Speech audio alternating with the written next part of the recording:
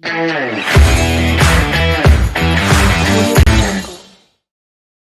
तो केरला से हूँ, जहाँ यूनानी का कोई नामो निशान नहीं था। तो मैंने डिसाइड किया कि नौकरी छोड़ दूँ। तो उस टाइम पे मुझे बहुत लोग ने शिकायत किया, तुम गवर्नमेंट नौकरी में गस्टेड पोस्ट के एक रैंक पोस्ट था, तुम इसको कैसे छोड़ दिए। जी। तो मैं समझता हूँ मेरे जिंदगी का सबसे एक बेहतरीन डिसीजन था वो, वरना मैं आज भी कहीं एक जगह पे एक मेडिकल ऑफिसर बन के रहा होता। दोस्तों, अलीगढ़ वासियों के लिए, एशियन ग्रुप ऑफ इंस्टीट्यूशंस के लिए और एशियन ग्रुप के लिए ये निहायत ही मसरत का मकाम है कि हमारे बीच में एक ऐसी शख्सियत मौजूद हैं जिनको दुनिया डॉक्टर केटी अजमल साहब के नाम से जानते हैं। आपका बारे में बताना एक ऐसा है जैसे सूरज को चिराग दिखाने जैसा है। अगर आपकी बात करें हम, ये फाउंडर डायरेक्टर हैं कैलिकट यूनानी हॉस्पिटल्स के, और उसके साथ साथ अगर आप इनके जर्नी के बारे में अगर हम बात करेंगे तो आपको महसूस होगा कि ये स्कूल और कॉलेज के ज़माने से ही बहुत टॉपर स्टूडेंट रहे हैं। आपने BMS किया है पुणे यूनिवर्सिटी से, उसके साथ वहाँ पे भी गोल्ड मेडलिस्ट रहे। उसके साथ साथ आगे चल के महाराष्ट्र में नासिक यूनिवर्सिटी से MD में भी टॉप किया। मैं doctor Mohammad Wasi Baig, Asian group of institution के इंजीनियरिंग कॉलेज का डायरेक्टर, और मेरे साथी डॉक्टर फरहीन मुशर्रफ, आप सबका खैर मकदम करते हैं एक पॉडकास्ट में। मैं डॉक्टर साहब जानना चाहता हूं कि डॉक्टर साहब आप प्लीज़ हमारे व्यूवर्स को बताएं कि आपकी जर्नी कहां से शुरुआत हुई और आज आप जिस मकाम पे मौजूद हैं, आज पूरी दुनिया आपको जानती है। इसके मेरा कोई, जैसे आप देखते होंगे जितने भी हुक्मा या हिकमत हो, कहीं ना कहीं उनके खानदानी टच रहते तबावत में। मैं तो केरला से हूँ, जहाँ यूनानी का कोई नामो निशान नहीं था। तो इसी मकाम से आना शुरू में मुश्किल तो हुआ ही है, क्योंकि इस चीज़ को, एक तो ये है कि इस सिस्टम को पब्लिक के सामने इंट्रोड्यूस करें, एक चीज़ ये होती है कि दूसरी चीज़ अपने आप को इंट्रोड्यूस करें। जी। अगर सपोज सिस्टम हर जगह पे, मतलब यूनानी सिस्टम हर जगह से हर आदमी वाकिफ हो, फिर मैं सिस्टम को इंट्रोड्यूस करने की जरूरत नहीं है। वो यूनानी सिस्टम केरला के लिए एक नई चीज़ था, जबकि आप जानते हैं कि पूरी केरला आयुर्वेदिक का गढ़ है। तो वहाँ आके उसको वापस, मतलब एक चीज़ को शुरुआत करना, लेकिन एक अच्छे एक्सेप्टेंस मिला, क्योंकि अक्सर आप देखते हैं कि सेहत के लिए हमेशा इंसान कोई ना कोई नई चीज़ तलाश करते रहता है अपनी चीज़ में। तो उनके लिए एक नई चीज़ था ये। तो एक शुरुआत मुझे उधर से मिला कि मैंने जो मेरा क्लिनिक स्टार्ट करने से पहले मैं 3 साल गवर्नमेंट सर्विस में था। अच्छा। तो मैंने सोचा कि गवर्नमेंट सर्विस जब करता है तो हम एक कंफर्टेबल जोन में हूँ। तो मैं सोचा कि पहली बार मैंने अगर एक कंफर्टेबल जोन में अगर बैठ गया, फिर I can do much, like इसकी सिस्टम के लिए कुछ कर नहीं सकते। तो मैंने डिसाइड किया कि नौकरी छोड़ दूँ। तो उस टाइम पे मुझे बहुत लोग ने शिकायत किया, तुम गवर्नमेंट नौकरी में गस्टेड पोस्ट के एक रैंक पोस्ट था, तुम इसको कैसे छोड़ दिए। तो मैं समझता हूँ मेरे जिंदगी का सबसे एक बेहतरीन डिसीजन था वो, वरना मैं आज भी कहीं एक जगह पे एक मेडिकल ऑफिसर बन के रहा होता। व्यूअर्स, मैं आपको बताना चाहता हूँ यहाँ पर कि सर डॉक्टर केटी अजमल साहब के तुफैल से पूरे केरला में सबसे पहला यूनानी कॉलेज और हॉस्पिटल जो है आपके तवस्सुल से हुआ। तो उसके लिए सर हम मुबारकबाद भी देते हैं। और जैसे कि सर ने बताया कि जिंदगी में डिसीजन मेकिंग बहुत इंपॉर्टेंट चीज होती है। मैं यहाँ पे आपको बताना चाहूंगा कि आज हमारे एशियन ग्रुप ऑफ इंस्टीट्यूशन के जो चेयरमैन साहब हैं डॉक्टर आर्य चौधरी साहब, जो कि उनको भी इस बात का शर्फ हासिल है कि अलीगढ़ का सबसे पहला, बल्कि यूपी का सबसे पहला यूनानी कॉलेज आप ही के तवस्सुल से हुआ, उनकी टीम के तवस्सुल से हुआ। तो वो जो डेडिकेशन है वो एक डिसीजन है। मेरी जब सर से बात होती है तो सर भी बताते हैं राइट डिसीजन जो है एक टीम लीडर के लिए बहुत जरूरी है। ये बात आज हमारे डॉक्टर केटी अजमल साहब ने भी इस बात को कहा कि गवर्नमेंट जॉब होने के बाद भी उन्हें एक रिस्क लिया और बताया कि नहीं, उनको क्यों, उनकी स्ट्रेंथ क्या थी। उनकी स्ट्रेंथ ये थी कि ये जो है थ्रो आउट गोल्ड मेडलिस्ट रहे, जहाँ से पुणे यूनिवर्सिटी में भी पढ़ाई की उन्होंने और आगे चल के महाराष्ट्र में भी। तो गोल्ड मेडलिस्ट होने के साथ साथ उनको ये जज्बा था कि मैं अपनी फील्ड के बारे में कुछ करूं, और आगे चल के आज माशाल्लाह पूरी दुनिया उनको जानती है। यूनानी के बहुत माहिर साइंटिस्ट हैं और उसके साथ साथ एंटरप्रेन्योर हैं, चेयरमैन है। मैं चाहूंगा कि मेरे साथी डॉक्टर फरहीन मुशर्रफ, आप भी कुछ अगर सर से कुछ बात करना चाहते हैं। मैं आपसे इस ताल्लुक से बात करना चाहती हूँ, जैसे सर मैं एक यूनानी फिजिशियन हूँ, यूनानी स्कॉलर हूँ, तो मतलब मुझे भी कोई ऐसा मोटिवेशनल इंसिडेंट बताइए अपना, जिसकी वजह से जैसे आपने बताया कि आपने जॉब छोड़ दी अपनी, आपकी ज़िंदगी में कुछ तो ऐसा होगा जिसने आपको बहुत ज़्यादा मोटिवेट किया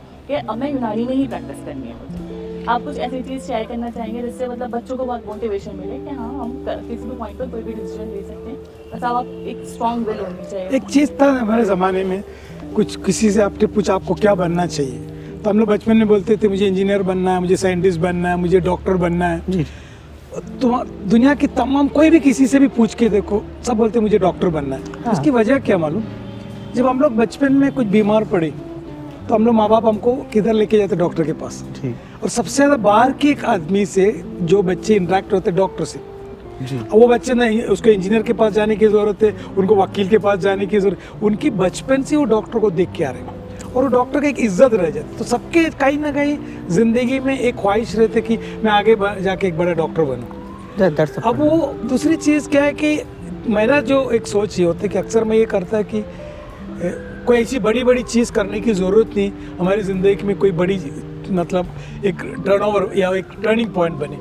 हमेशा ये मेरी सोच रहा है कि छोटी छोटी चीज़ करें जो आम इंसान से वो चीज़ कनेक्टेड हो।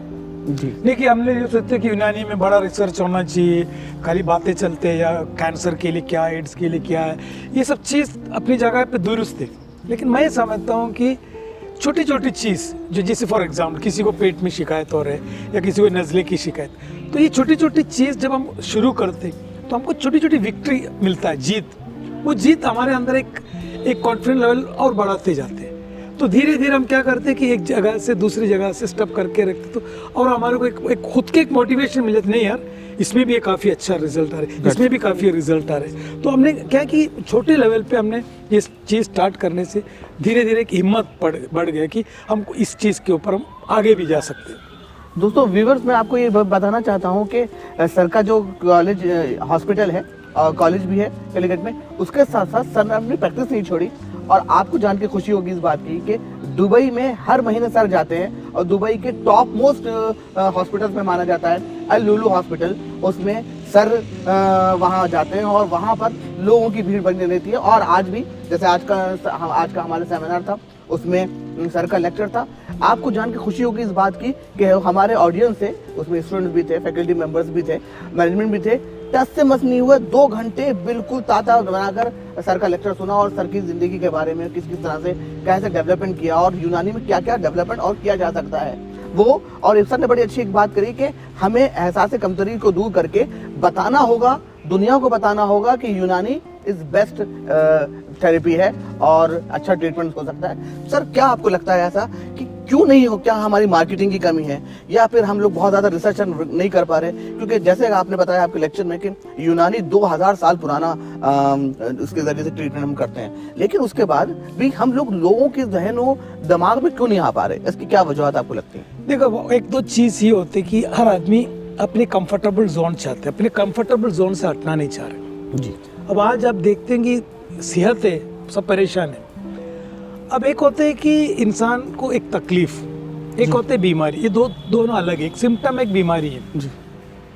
अब अपनी बीमारी यानी कि तकलीफ को दूर करने के लिए सब अडॉप्ट करते हैं, सबसे फास्ट रिजल्ट के लिए मॉडर्न मेडिसिन को अप्रोच करता है। वो इनकी जगह पे, अपनी जगह पे दुरुस्त है। ये नहीं कि हम मॉडर्न मेडिसिन बुरा भला, हर सिस्टम अपनी जगह पे सही है। मॉडर्न मेडिसिन सबसे बेहतरीन काम अंजाम देते हैं सिम्टोमेटिक वर्ल्ड में जी। इंसान की तकलीफ दूर करने के लिए बेहतरीन साइंस है कौन सी? Modern medicine. जी। आपकी तकलीफ अलग, आपकी बीमारी अलग है। हम ये कहते हैं कि बीमारी के लिए हमारे पास आओ, जी। तकलीफ दूर करने के लिए आप कोई भी चीज इख्तियार कर लो। जैसे अभी फास्ट रिजल्ट के लिए आपके पास दवा नहीं, जिसके पास फास्ट रिजल्ट का दवा उनको अप्रोच करो। लेकिन बीमारी हम आपको अब बीमारी का इलाज करें, जैसे फॉर एग्जाम्पल सर दर्द हो रहे, तो सर दर्द की जो सबब क्या है उसकी इलाज हमारे पास परफेक्ट है। परफेक्ट। तो आज जो है मरीज भी धीरे धीरे आप देखते हैं कि ग्लोबली एक शिफ्टिंग हो रहा है, यानी कि इन्वेस्टिगेशन के अलावा एक बेहतरीन ट्रीटमेंट का बाकायदा एक सिस्टम है यूनानी में। और उससे ज़्यादा यूनानी में एक चीज़ ये कि प्रोफिलैक्टिक एस्पेक्ट जो है, बीमारी को रोकथाम के लिए, उसको बचाने के लिए हमारे पास एक बेहतरीन एक प्रोटोकॉल, इसको हम कहते हैं असबाब सित्ता ज़रूरी है। ओके। और ये असबाब सित्ता ज़रूरी है, इतना बेहतरीन एक टॉपिक है, उसमें पूरी सेहत की मतलब पूरी चीज़ आ गया। मैं हमेशा कहते हैं कि हर LKG UKG के लेवल में असबाब सित्ता ज़रूरी को पढ़ाना चाहिए। Okay. इंट्रोड्यूस होना चाहिए, यानी कि बच्चे कैसे सोना है, हवा का क्या क्वालिटी है, मौसम की क्या है, आपकी नौ में एग्ज़ा कैसा होना चाहिए, रियासत क्या होना चाहिए, इस्तिफराक क्या, ये 7 चीज़ अगर हर बच्चे को अगर मैं आंगनवाड़ी से या प्री स्कूल से भी अगर सिखाए तो हर आदमी अपने सेहत के ऊपर ध्यान रखेंगे। Okay. ये जरूरी है कि बीमार पड़े फिर डॉक्टर के पास, That's the खुद को point. ट्रीटमेंट। तो एक बेहतरीन ये है कि मैं समझता हूँ अगर किसी पे ये चीज़ को हम प्रमोट करना चाहिए, ओके, क्योंकि बीमारी आके ट्रीट करना एक अलग बात है। जी जी अब जी। बोले यार भाई हम लोग को ये आजकल वही देखता है ना, पब्लिक अपने आप को फिट रखने के लिए बहुत जी, सारे जी, योगा है, ये योगा आजकल बहुत फैशन है, आजकल योगा वगैरह। तो हमको एक चीज़ को मैं समझता हूँ पूरी आम पब्लिक के अंदर ये प्रमोट करना चाहिए, व्हाट इज असबाब इतना जरूरी है। ओके। और मदरसा हो स्कूल हो उसके अंदर ये टॉपिक मैंडेटरी करना चाहिए, व्हाट इज असबाब इतना जरूरी, तो हिसाब से सबको ध्यान आ जाएंगे और हर बच्चे फिर उसके ऊपर ध्यान देंगे। कितनी खूबसूरत बात सर ने अभी कही, ये बात कहा कि हम बीमारी की तरफ जाएं क्यों, अगर हम यूनानी पे पूरा फोकस करते हैं। यूनानी क्या बताता है, आपको सोना कैसे है, आपको खाना कैसे है, आपको अपनी जिंदगी कैसे गुजारनी है।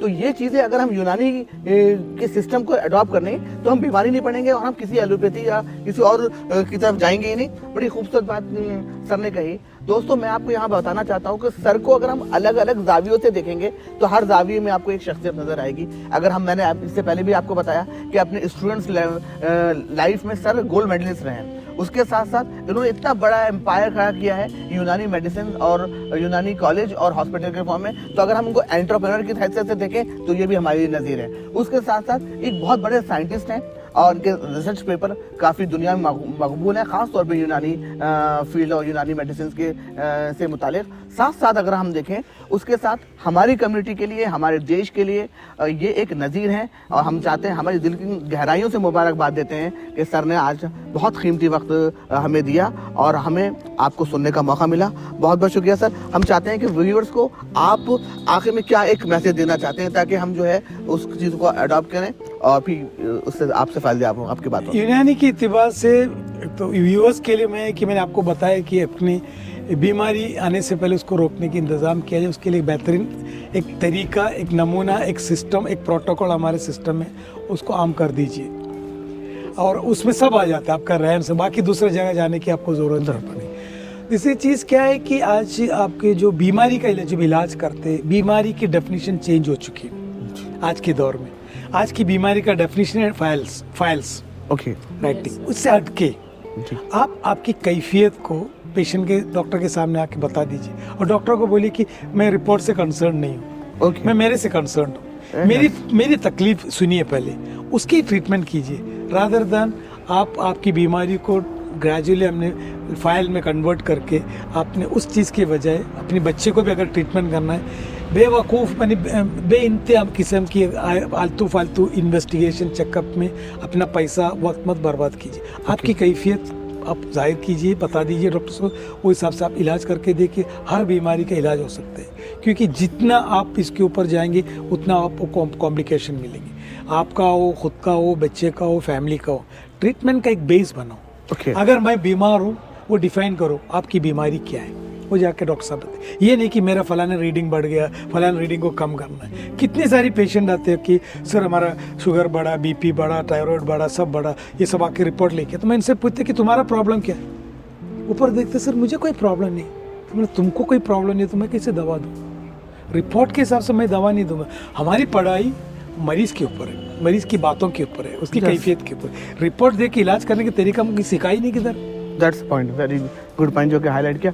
दोस्तों ये थे डॉक्टर केटी अजमल साहब। हमारी खुशनसीबी कि आपने बड़ा कीमती वक्त हमें दिया। हमारे एशियन ग्रुप ऑफ इंस्पिरेशन के लिए खुशनसीबी के बाद कि आपके मुबारक कदम हमारे इस कॉलेज में रहे। और आखिर में मैं बहुत शुक्रिया अदा करना चाहता हूँ अपने इस शेर के साथ कि आपने मेरे घर में क्या कदम रखा, आपने मेरे घर में क्या कदम रखा, बढ़ गई लौ में चरागों की।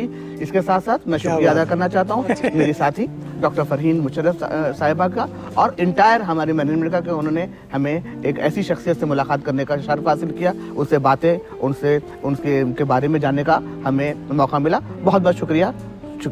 Thank you.